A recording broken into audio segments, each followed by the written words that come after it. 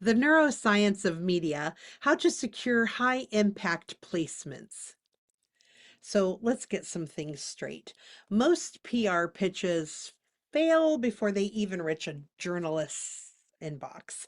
I'm Dr. Andrea Miller, neuroscientist, PR specialist, and someone who understands exactly how the media gatekeepers think. So if you've ever wondered why your PR efforts aren't landing high value placements, it's not because you're not good enough. It's because your pitch isn't built to trigger the brain's decision making shortcuts. So, today we're going to break down the neuroscience of media decision making and how you can use it to secure powerful press coverage. So, why most PR pitches get ignored? So, fact, studies show that journalists receive anywhere from 50 to 500 pitches per day. Most of them go straight to the trash. Delete, delete, delete. 90% of pitches fail because they're irrelevant, generic, or don't immediately trigger interest. So, what actually makes a journalist say yes? Well, it's not about luck, more it's about psychology. So, how the media brain works and the science behind the coverage decisions. So, journalists, editors, and producers think differently than business owners. They're not looking for your brand story. They are looking for something that's new, urgent, or highly relevant to their audience. Remember when I talked about living red, relevance, enthusiasm, and delivery? That's what they're looking for. And does this pitch offer credibility and social proof? Is it easy to cover, or will it require too much work? Your pitch has seconds to make an impression, and the brain processes information in a predictable way. So there's pattern recognition. Does this fit a familiar media format? Emotional and trust triggers. Does this pitch feel credible and compelling? And cognitive ease. Can the story be easily covered without too much effort? Did you miss any of those? If you did, your pitch is pretty much dead on arrival. So, the neuroscience of storytelling and why stories stick. The human brain is wired to retain stories up to 20% more or 22 times more than standalone facts. So if your pitch reads like a boring press release full of corporate fluff, yeah, it's getting ignored. So what works? Stories that create an emotional response, excitement, urgency, curiosity, and there has to be a clear, compelling hook that makes the journalists want more. And there has to be data and credibility points that make the story feel valuable and trustworthy. So instead of pitching a generic announcement, you need to frame your brand within a story that makes sense for the media. So, how do you structure a brain friendly media pitch? If you want a journalist to open it, to read it, and say yes, that's regarding your pitch, you need to follow the brain's natural processing flow. You got to have the hook. You got to grab their attention in 3 seconds. And that's where most pitches fail. Your first sentence determines whether the journalist even reads it at all. Here's an example of a weak hook. XYZ Corp is excited to announce their latest product launch. Boring, deleted. Maybe a more strong hook would be, what if I told you the biggest marketing lie you've been sold is actually hurting your business? Here's what neuroscience proves about influence and why it's changing PR forever. Intriguing, relevant, opens a story loop. The why now, like make it timely and relevant.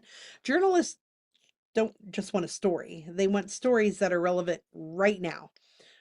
So your pitch should answer, why should they cover this today instead of next month? And how does this tie into current trends, the news, or problems their audience cares about? For example, with AI generated content flooding the media, experts say audiences are becoming desensitized to traditional PR. Neuroscientist Dr. Andrea Miller explains how businesses can break through the noise using science-backed messaging. Much more interesting. The credibility factor. Make it easy to trust you. The human brain is wired to seek authority cues before making a decision. So your pitch should subtly include credibility markers like you were featured in. And for me, okay, I've been featured in on 2020 and different magazines, ABC, CBS, NBC, PBS. Did I already say PBS? Those different areas. You're a respected expert in your industry. For me, it's in publicity and PR and in neuroscience and data or research backed claims. So when you are able to show that studies show, or there's a significance in, or 2 out of 3 dentists say, here's another example. As a neuroscientist and PR strategist, Dr. Andrea Adams-Miller has studied how the brain processes media for over 2 decades. Her work has been featured in Forbes, Wall Street Journal, TEDx, blah, blah, blah. Okay, I need to be clear on that. I specifically have not been featured in Forbes or the Wall Street Journal or TEDx. I just was saying those off the cuff. However, my work has been featured on stages, several stages all over the world where I've talked about different things. I've been on different marketing cruises and mastermind cruises with multiple high level people, and I have covered those kinds of things. So I just wanted to give you an example of how you might want to word different things. And another part that's true is I have worked with top executives, authors, celebrities, influencers, athletes, and thought leaders worldwide. And that is true. So that's how you establish authority without bragging. By the way, I think bragging is overrated. Okay, you just, when you're telling fact and saying truth, then it's just fact and truth. It's how you word it. If I was like, wow, listen to me. Okay, that's bragging. But if I say, hey, I did this and I worked with these people and I did that, that's the truth. And so it's not bragging, you're just establishing that it happened. So a call to action. You got to make it brain friendly for them to say yes. Journalists don't want to work hard. Your pitch should make their next step easy and obvious. For example, I'd love to share 3 surprising neuroscience backed strategies for crafting brain friendly PR. Would you be open to a quick call Tuesday or Wednesday at 4? I can also send over a short write up if that's easier. By giving them options, you're making it easier for their brain to say yes. Okay, the role of social proof and authority bias in getting the media to say yes. Fact, people are 3 times more likely to trust a claim when it's backed by a credible third party.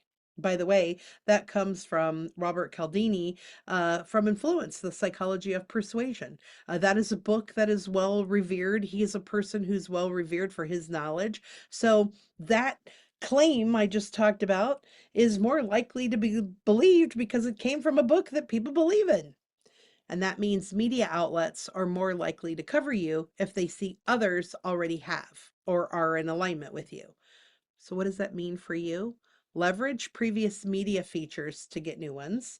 Mention big names you've worked with without necessarily name dropping obnoxiously, and use data and testimonials and research to back up your points. And when journalists see you as an authority, they're far more likely to cover your story because they don't want to be the last ones talking about you. The bottom line, land high impact media placements. And that isn't about hoping your pitch gets noticed. It's about understanding the brain's decision making shortcuts and structuring your message for maximum impact.